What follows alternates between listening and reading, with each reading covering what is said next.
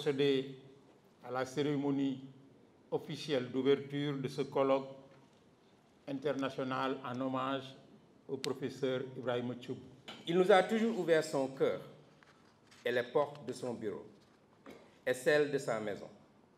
Il nous a toujours laissé utiliser ses ressources matérielles et sa bibliothèque personnelle. Il nous a amenés à des conférences et nous a toujours mis en contact avec ses collègues et amis aux quatre coins du monde. Mais autant professeur Thioub s'est tant donné et a tant donné à ses étudiants, autant il n'a jamais voulu cultiver entre lui et nous une relation de maître-élève. L'homme que nous fêtons aujourd'hui, Ibra l'a dit, est discret, modeste, doux, bon, généreux, affable, altruiste, entier, fidèle en amitié, n'est-ce pas, professeur Fallou Ndiaye?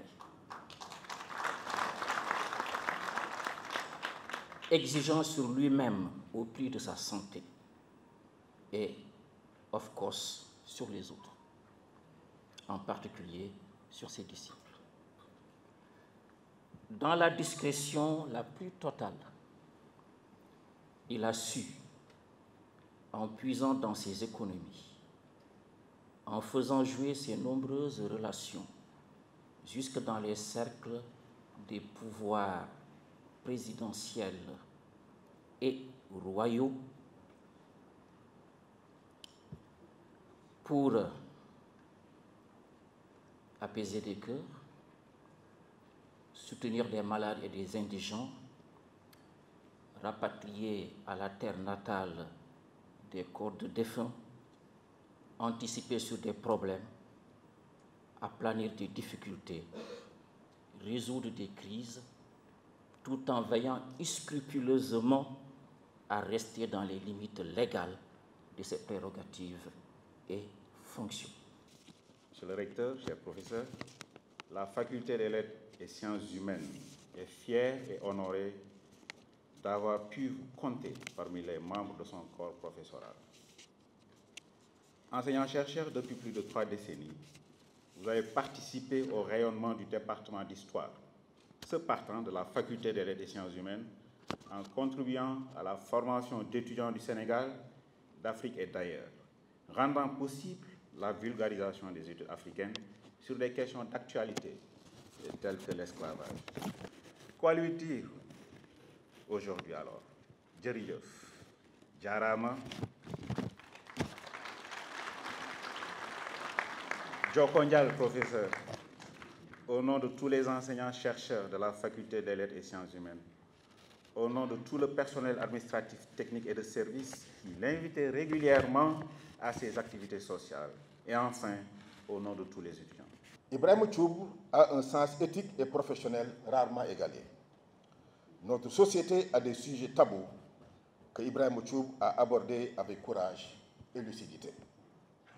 Son apport sur la place et le rôle des élites traditionnelles dans la traite transatlantique reste un des aspects les plus importants de son œuvre, sans oublier la place des élites marchandes dans l'économie du Sénégal. Monsieur le recteur Ibrahima Thioub, votre passage à la tête du rectorat aura été marqué par quelques moments difficiles, du reste inévitables, pour qui connaît l'espace académique. Mais vous avez toujours su, avec votre calme olympien, proposer des solutions de sortie de crise sans enfreindre la législation. Vous avez balisé le chemin avec des réformes hardies et des initiatives qui m'ont beaucoup facilité la tâche quand j'ai eu l'honneur de vous succéder comme recteur de l'Université Cheikh Anta Diop de Dakar. Nombreux ont connu l'enseignant-chercheur promu au grade de professeur titulaire en 2004, puis nommé recteur de 2014 à 2020. Combien connaissent le parcours de l'instituteur qui a commencé son sacerdoce au primaire? Combien, en dehors de ses proches, savent qu'avant d'arriver au département d'histoire de l'Université de Dakar en 1990, il a subi le parcours du combattant qui le mena en France pour y subir les exils, les affres de l'exil intellectuel. À l'Université Cheikh Anta Diop de Dakar, il s'affirma comme un véritable staccanoviste de la recherche et de l'enseignement. Ibrahima Thioub est à cet égard cofondateur de l'école doctorale Ethos, dont il est membre d'honneur du conseil scientifique et pédagogique, cofondateur et co-directeur du groupe d'études et de recherche sur les marginalités et l'exclusion au Sénégal, secrétaire exécutif du Centre de recherche de la politique sociale, CREPOS, affilié à l'école doctorale Ethos, directeur du Centre de recherche sur les traites et les esclavages, président du comité de recherche ouest-africain, président du comité scientifique du musée des civilisations noires, vice-président du bureau du conseil d'administration de l'Agence universitaire de la francophonie, c'était en 2021. Et enfin, il préside depuis 2021 la Commission nationale de la bonne gouvernance du Sénégal, organe du mécanisme africain de l'évaluation par les pairs de l'Union africaine. Je suis habité par un sentiment de fierté. Fierté d'avoir servi mon pays à travers son école pendant plus d'un demi-siècle et d'espérer de continuer ce service. Mais aussi fierté d'avoir formé des générations d'enseignants et de chercheurs qui, comme le souhaite tout maître, m'ont aujourd'hui largement dépassé par leurs compétences, par leur dévouement, leur engagement au service de l'école. Cette école qui, pour moi, constitue le pilier central qui tient toute société. Et je suis très fier qu'ils aient eu l'idée de m'honorer et de m'honorer par ce que j'aime le mieux, le savoir.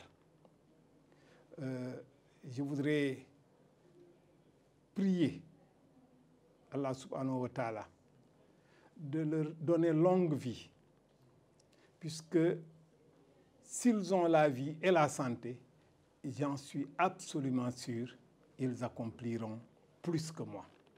Et ce sera au bénéfice de notre pays, au bénéfice de l'école à laquelle nous avons consacré toute notre vie.